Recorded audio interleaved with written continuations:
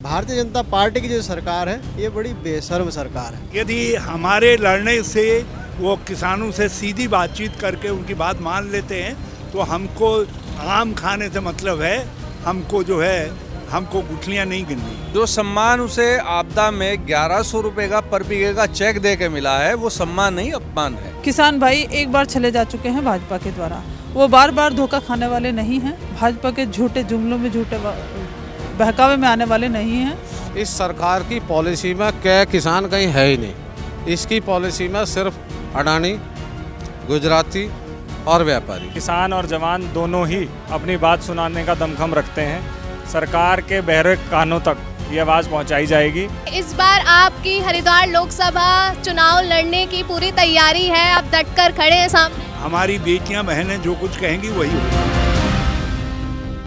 नमस्कार, the news वाला network में आप सभी का स्वागत है और मैं हूं आपके साथ आकांक्षा चौहान। आज कांग्रेस पार्टी द्वारा किसान सम्मान यात्रा निकाली गई है जिसमें हरीश रावत जी और बाकी कांग्रेस के सभी नेता विधायक सभी इस सम्मान यात्रा में पहुंचे हैं। किसानों की हक की लड़ाई के लिए और किसानों की मांग पूरी हो, इस वजह से ये पूरी किसान सम्मान यात्रा निकाली गई है। सर, ये किसान सम्मान यात्रा किसानों की हक की लड़ाई कब तक चलने वाली है? ये तब तक जारी रहेगी जब तक जो 5 सूत्री मांग पत्र हमने 23 सितंबर को मुख्यमंत्री को सौंपा है और उनसे बातचीत की है, और अब उन्होंने किसानों से बातचीत की है कुछ अलग से हमसे हट करके, और यदि वो मांगे मान लेते हैं तो हम 15 दिन का समय उनको दे रहे हैं, और नहीं तो 15 दिन बाद फिर से किसान सम्मान यात्राएं प्रारंभ हों। अभी तक मुख्यमंत्री जी से कोई कंफर्मेशन अभी तक नहीं मिला है कि वो आपकी मांगे मानेंगे, किसानों की मांगे मानेंगे या नहीं। अब उन्होंने कहा है, किसानों का मैंने बयान पढ़ा कि उन्होंने कहा है कि हम आपकी मांगों को मानेंगे। सरकार की तरफ से मंत्री ने बात की है, और यदि 5 मांगे मान लेते हैं तो हम फिर सम्मान यात्राएं नहीं करेंगे और स्थगित कर देंगे, और यदि नहीं मानेंगे तो 20 दिन के बाद जो है लक्सर में और उसके बाद फिर राज्य के दूसरे हिस्सों में सम्मान यात्राएं प्रारंभ।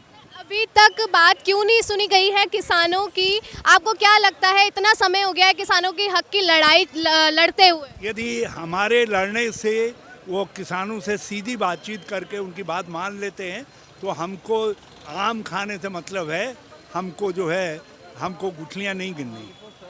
सर, ऐसा कहा जा सकता है कि इस बार आपकी हरिद्वार लोकसभा चुनाव लड़ने की पूरी तैयारी है, आप डटकर खड़े हैं सामने। हमारी बेटियां बहनें जो कुछ कहेंगी वही होगा। सर, ये आज किसान सम्मान यात्रा निकाली जा रही है, इसका पहले तो मैं मोटिव ही पूछना चाहूँगी। मोटिव तो मेरे ख्याल से आपको ज्ञात होना चाहिए। देखिए, मैं आपसे जानना चाहती हैं आप, हरिद्वार जनपद में क्या पूरे प्रदेश में आपदा आई, और आपदा में हरिद्वार के किसान का बहुत भारी नुकसान हुआ, अत्यंत भारी, मतलब किसान बर्बादी की कगार पर आ गया। सबको ससम्मान जीने का हक है, किसान को भी है। तो हम लोगों ने किसानों का हक विधानसभा में भी मांगा। हमने कहा कि भाई किसान को मुआवजे के रूप में 10 से 12 हज़ार रुपये प्रति बीघा आप दीजिए। अगर आप 10 से 12 हज़ार रुपये किसान की ख़राब फसलों का मुआवजा नहीं देंगे तो मैं मानता हूँ किसान को किसी न किसी के आगे हाथ फैलाना पड़ेगा, मांगना पड़ेगा। हम चाहते हैं किसान ससम्मान जिए। अगर सरकार उस फसल की बर्बादी जो ख़राब हुई है उसके परिप्रेक्ष्य में मुआवजे के रूप में 10 से 12 हज़ार रुपये देगी, जिससे फसल की जो नई फसल है उसकी बुआई के लिए, उसके खाद के लिए, बीज के लिए, यानी किसानों को अपने पैर पर खड़ा होने के लिए कम से कम प्रति बीघा 10 से 12 हज़ार रुपये की आवश्यकता है, और उसी सम्मान की हम मांग कर रहे हैं। इसलिए किसान के सम्मान को बचाने की जो यात्रा है वो हम इस यात्रा को किसान सम्मान यात्रा इसलिए कह रहे हैं। प्रधान जी, किसानों के सम्मान की यात्रा हम इसलिए कह रहे हैं कि ये किसान सम्मान यात्रा है। सर, किसान सम्मान यात्रा और किसानों के हक की बात तो आप कांग्रेस पार्टी बहुत टाइम से कर रही है, और मुझे लगता है विधानसभा भी, जैसे आपने बोला, विधानसभा भी मुद्दे उठाए गए, लेकिन सरकार अभी तक सुन नहीं रही है ये बात। आपको क्या लगता है कि सरकार अभी तक ये बात सुन क्यों नहीं रही है? देखिए, ये परंपरा मैं मानता हूँ जब से भारतीय जनता पार्टी आई है, ये संवेदनहीन लोग हैं। नहीं तो आमतौर पर क्या हुआ करता था कि विपक्ष ने कोई भी आवाज़ उठाई तो तुरंत उसका संज्ञान लेते हुए, भले ही उसमें प्रदेश में किसी की भी सरकार हो, देश में किसी भी सरकार हो, तो संज्ञान लेते हुए जो उचित मांगे थी, जो सारी चीज़ें थी, उन पर कार्रवाई कर दी जाती थी। लेकिन मैं देख रहा हूँ ये सरकार जो है संवेदनहीन सरकार है, और इस सरकार को कितना हमने चेताया। हमारे कांग्रेस के सभी विधायकगणों ने विधानसभा सत्र में भी किसानों की लड़ाई लड़ी, हम सड़कों पर भी लड़ाई लड़ रहे हैं, ये लेकिन इस सरकार के कान पर जू तक नहीं रेंग रही है। और ये सरकार जो है, भारतीय जनता पार्टी की जो सरकार है, ये बड़ी बेशर्म सरकार है। सर, यही वजह थी कि मैं आपसे जानना चाहती थी, क्योंकि सरकार को भी पता चले कि किसान सम्मान यात्रा का मोटिव क्या है, क्योंकि आप कांग्रेस से विधायक हैं जबरेड़ा के। अगर आप लोगों के थ्रू ही पता चलेगा कि किसान सम्मान यात्रा का मोटिव क्या है, तो शायद अब सरकार सुने ये बात। बिल्कुल, हम लोग, मैंने आपको स्पष्ट किया कि हमारा जो यात्रा का उद्देश्य है, जो मोटिव है, किसान के सम्मान को बचाना है, किसान को ससम्मान जीने का हक देना, इस यात्रा का उद्देश्य है।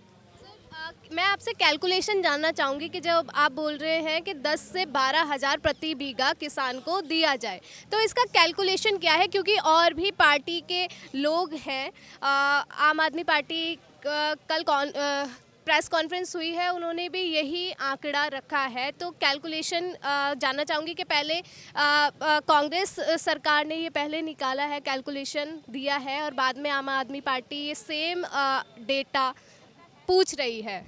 देखिए, मैं आम आदमी पार्टी क्या डेटा पूछ रही है इसका तो मेरे संज्ञान में नहीं है, वो किस हिसाब से पूछ रही है, पर मैं किसान का बेटा होने के नाते कैलकुलेशन आपको ज़रूर बता सकता हूँ। देखिए, जब हम लोग फसल की तैयारी करते हैं, खेत की जुताई करते हैं, कुछ छोटे किसान भी हैं जिनके पास साधन और ट्रैक्टर्स नहीं हैं, वो किराए से जुताई करवाते हैं। अगर किसी के पास ट्रैक्टर है तो वो अपने संसाधनों से ट्रैक्टर से जुताई करता है, लेकिन उस जुताई में डीजल भी लगता है। अगर किराए का ट्रैक्टर किसी का है तो वो किराया उसको देता है। फिर बीज भी हमें डालना पड़ता है, बीज के साथ साथ फिर उसमें दवाइयाँ, उर्वरक, ये भी हम लोग इस्तेमाल करते हैं। ये तो रही बुआई की बात, और जैसे ही बुआई कंप्लीट हो जाती है उसके बाद फिर उसमें पानी, सिंचाई, जितने भी खर्चे हैं, अगर उसको ओवरऑल कैलकुलेट करें तो लगभग 10,000 रुपये की ओवरऑल एज जो औसत है वो आता है। तो इसलिए हम लोगों ने 10 से 12,000 रुपये प्रति बीघा की मांग की है, और मैं आपके चैनल के माध्यम से सरकार के संज्ञान में ला देना चाहता हूँ कि जब हमारी पूर्ववर्ती सरकार थी, कांग्रेस की सरकार थी, तो लगभग 8,000 रुपये प्रति बीघा के आसपास का जो मुआवजा है, जब फसलें खराब हुई थी, हम लोगों ने दिया भी है।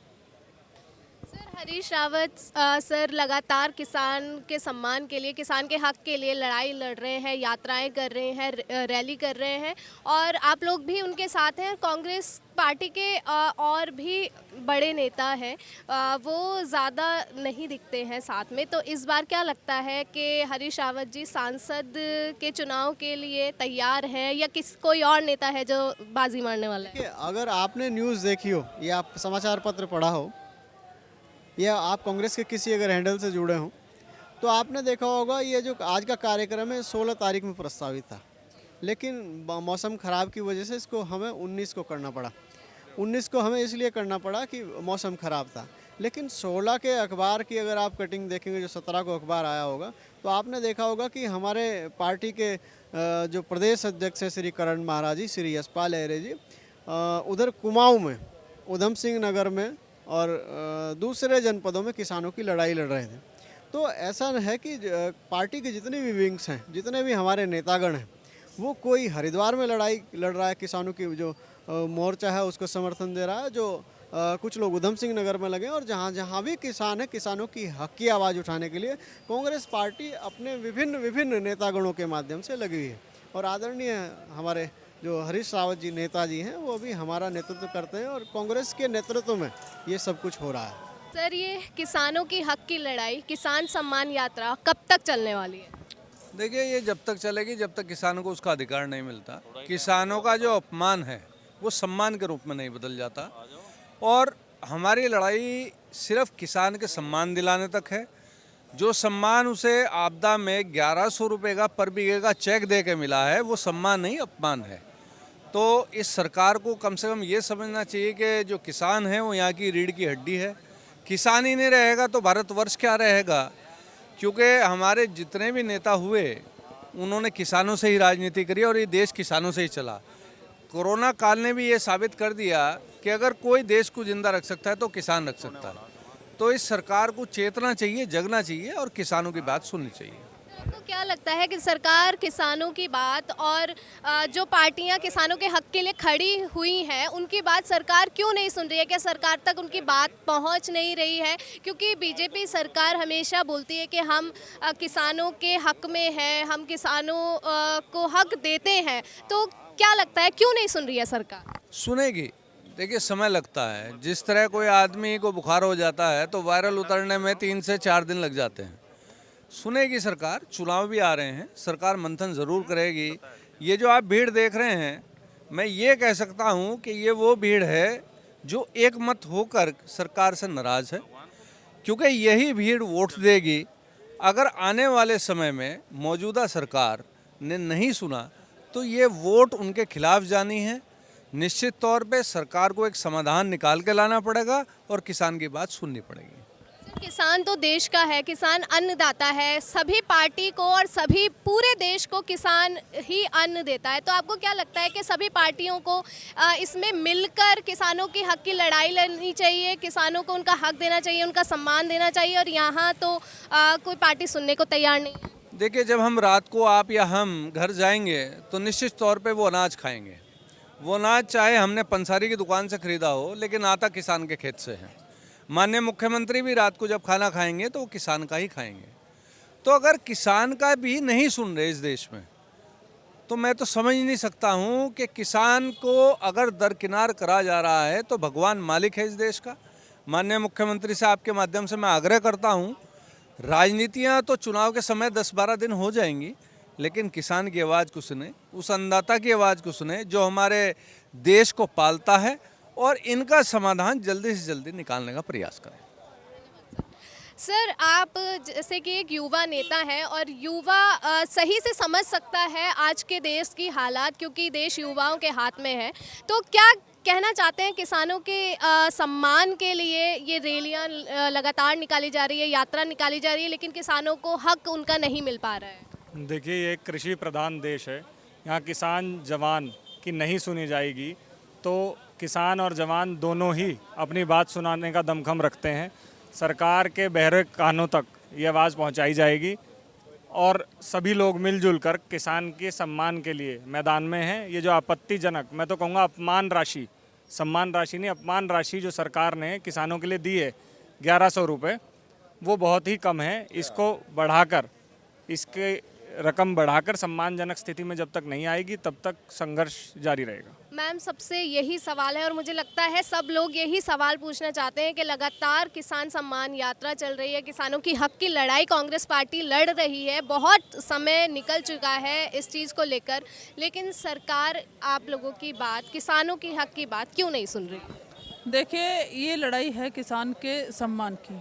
कांग्रेस की आवाज़ हमेशा किसान की आवाज़ बन करके कांग्रेस पार्टी उभरी है। और अब भी आप देखिए कि किसान सम्मान यात्रा का आयोजन आज किया गया। पूर्व मुख्यमंत्री माननीय हरीश रावत जी कांग्रेस पार्टी के आह्वान पर उन्होंने कहा था, 16 तारीख का समय दिया था, लेकिन मौसम ख़राब की वजह से आज इस यात्रा का जिस तरह से विशाल जनसमूह बन करके हमारे किसान भाइयों ने उम्मीद से बढ़ कर के साथ दिया, क्योंकि बहुत बड़ी किसान भाइयों की पीड़ा है। आज जिस तरह से ये जन सैलाब उभरा है, तो जब से आयोजन का ऐलान कांग्रेस पार्टी ने माननीय हरीश रावत जी ने किया था, आपने देखा कि सरकार ने दोबारा से सर्वे कराने की बात हरिद्वार जनपद में कही है, तो कहीं ना कहीं सरकार के कानों पर जूं तो रेंगी है। तो निश्चित रूप से मुझे लगता है कि आज की इस भव्य यात्रा से सरकार जरूर जागेगी, सरकार की आंख भी खुलेगी और कान भी खुलेंगे, मुझे ऐसा लगता है, और खुलने भी चाहिए। और किसान भाइयों की पीड़ा को समझ करके उनका बकाया भुगतान जो इकबालपुर शुगर मिल पर है उसे भी कराना चाहिए, और किसानों का मुआवजा राशि, सम्मानजनक मुआवजा राशि किसान भाइयों को देनी चाहिए। ऐसा देखा जा रहा है हरीश रावत जी लगातार किसानों की हक की लड़ाई में सबसे आगे नजर आ रहे हैं। तो इस बार हरिद्वार लोकसभा से सांसद के चुनाव के लिए हरीश रावत जी सबसे पहले उम्मीदवार होने वाले हैं, क्या ऐसा कहा जा सकता है? जो पार्टी हाईकमान का फैसला होगा, जिसे भी पार्टी उम्मीदवार बना करके भेजेगी, निश्चित रूप से सभी लोग मिल करके कांग्रेस पार्टी का साथ देंगे और कांग्रेस पार्टी के पक्ष में मतदान करने का काम करें। अब आपने देखा कि किसान भाई एक बार चले जा चुके हैं भाजपा के द्वारा, वो बार बार धोखा खाने वाले नहीं हैं, भाजपा के झूठे जुमलों में झूठे बहकावे में आने वाले नहीं हैं।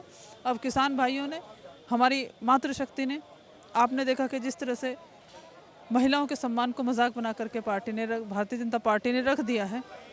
अंकिता भंडारी हत्याकांड के लिए कांग्रेस पार्टी की महिला नेत्रियों ने, हमारे पुरुष साथियों ने क्या क्या नहीं किया, लेकिन सरकार अब तक उस वीआईपी का नाम बताने से कतराती रही है। तो कहीं ना कहीं महिलाओं के सम्मान के साथ भी अन्याय ये सरकार नहीं कर रही है। तो महिलाएं हों, चाहे हमारे युवा भाई हों, रोजगार कर लेकर के भारतीय जनता पार्टी से काफ़ी हताश भी हैं, निराश भी हैं और नाराज भी हैं। हमेशा कांग्रेस पार्टी इन सब मुद्दों को प्रमुखता से सदन में भी हम लोग उठाते रहे हैं और सदन के बाहर सड़क पर भी मजबूती के साथ उठाते रहे हैं। तो निश्चित रूप से इस बार हमें ऐसा लगता है कि सब लोगों का भरपूर साथ कांग्रेस पार्टी को मिलेगा और 2024 में कांग्रेस पार्टी की सरकार आने वाली है। सर, ये किसान सम्मान यात्रा, किसानों की हक की लड़ाई बहुत समय से चली आ रही है और सबसे यही सवाल मैं पूछना चाहती हूँ कि क्यों नहीं सरकार सुन रही है आप लोगों की आवाज़ और किसानों की आवाज़? दरअसल जो सरकार है, इसके एजेंडा होता है, हर गवर्नमेंट का एक पॉलिसी होती है। इस सरकार की पॉलिसी में क्या किसान कहीं है ही नहीं। इसकी पॉलिसी में सिर्फ अडानी, गुजराती और व्यापारी वो हैं, किसान विसान नहीं है। चूँकि किसान का, मजदूर का, बेरोजगार का, दलित का, पिछड़े का, महिलाओं का, उनका पेट ये पाकिस्तान से, मुसलमान से, आजकल फ़लस्तीन से, हमास से भर रहे और ये जो उनकी खुराक है उसी से वो सेटिस्फाइड है।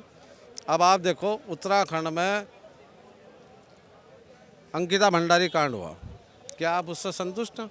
उसकी जांच से एज ए पत्रकार नहीं है। अभी इलेक्शन होता है रुड़की का, हर वार्ड में जाति के आधार पर इनके पास आंकड़ा है। अभी पिछले वर्ष जो है पंचायत चुनाव हुए, हर गांव के प्रत्येक वार्ड का, जिला पंचायत का, बीडीसी का, प्रत्येक गांव का जातिगत इनके पास आंकड़ा है, नगर पंचायत का है। तो सरकार जो है जाति आंकड़े क्यों नहीं जारी कर रही, क्यों बहाने कर रही, क्यों महिलाओं को आरक्षण नहीं देना चाहती कि हम 2026 में करेंगे, ताकि पिछड़ी महिलाओं का, किसानों का पेट ना भरे, उन्हें उनका हक ना मिले और ये तुम्हारे गुलाम बन के रहें। लेकिन बीजेपी सरकार हमेशा बोलती है कि हम किसानों के लिए सबसे आगे खड़े हैं, किसानों की हक की हम बात करते हैं। बहुत सी स्कीम्स भी बीजेपी पार्टी किसानों के लिए निकालती है, तो वो सब, उन सब चीज़ों के लिए आप क्या कहेंगे? नहीं, अगर भाजपा किसान के बारे में सोचती तो कृषि बिल लाने से पहले जो हिंदुस्तान के बड़े किसान संगठन हैं उनसे विचार विमर्श करती, किसानों के बीच में जाती, उनमें सर्वे कराती। उन्होंने एक उद्योगपति के कहने से, जिसने अपने गोदाम बिल पास होने से पहले बना दिए, उसके हितों को रक्षा के लिए इन्हें ये बिल ले आए। उस बिल के विरोध में 800 किसान शहीद हो गए। तो किसान हितैषी कहाँ? और फिर इन्होंने एक माफ़ी का शब्द बोलकर वापस ले लिया। पहले ही दिन ले लेते। जब पहले दिन उस पर चर्चा हुई कृषि बिलों पर, जो केंद्रीय मंत्रिमंडल के सदस्य थे, किसान प्रतिनिधि थे, उनके सामने नरेंद्र सिंह तोमर जो तत्कालीन कृषि मंत्री थे, उन्होंने एक्सेप्ट किया कि 16 बिंदु जो है गलत है, उन्हें बदला जाना चाहिए। तो उसी दिन वापस ले लेते। ये सरकार किसान विरोधी है और इस सरकार ने कभी भी, ये जनसंघ का हिस्सा है, ये 77 में भी किसान विरोधी थी, ये 89 में भी किसान विरोधी थी। इसका किसान से कोई मतलब नहीं। सर, आपको क्या लगता है कि जिस किसान है, देश का किसान है और हर घर में, चाहे वो किसी पार्टी से हो, किसी कम्युनिटी से हो या कोई भी हो, हर घर में अन्न जो जाता है वो किसानों के माध्यम से ही जाता है। तो इस समय सभी को, चाहे मैं फिर से कहूँगी, चाहे कोई पार्टी हो, चाहे कम्युनिटी हो या कोई भी हो, सबको एकजुट मिलकर किसानों की समस्या हल करनी चाहिए, उनके हित की बात करनी चाहिए। लेकिन यहाँ पर तो उल्टा ही देखने को मिल। आकांक्षा, मैं तुम्हें एक स्टडी बताता हूँ। हिंदुस्तान में जो हिंदुस्तान की पॉपुलेशन है उसका लगभग 65% भाग जो है कृषि पे बेस्ड है। जो कभी 80% होता था, अब घट गया शायद 60 या 65 के बीच में। पूरी दुनिया में वॉर ऑफ फूड है, अन्न की लड़ाई है। तो हिंदुस्तान में इतनी पोटेंसी है कि पूरी दुनिया का पेट भर सकता है।